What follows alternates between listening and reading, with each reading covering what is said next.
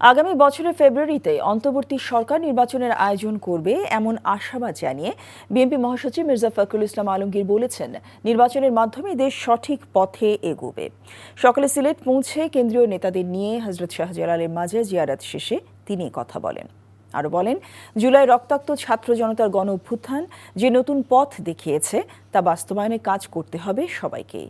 সেখানে যুক্তরাজ্য বিএনপি সভাপতি এম মালেকের আমন্ত্রণে এবং জেলা ও মহানগর বিএনপির আয়োজনে দলের চেয়ারপারসন খালেদা জিয়া ও ভারপ্রাপ্ত চেয়ারম্যান তারেক রহমানের সুস্বাস্থ্য ও দীর্ঘায়ু কামনায় আয়োজিত দোয়া মাহফিল, কর্মী সভা এবং জুলাই শহীদদের সম্মাননা প্রদান অনুষ্ঠানে যোগ দেওয়ার কথা রয়েছে তাঁর।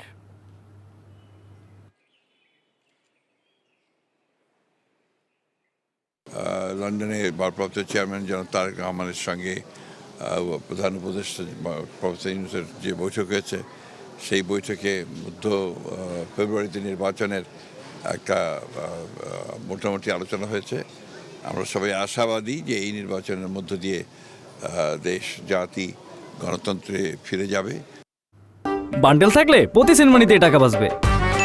বিকাশ সেনমানি বান্ডেল কিনে জিতুন প্রতি লেনদেনে।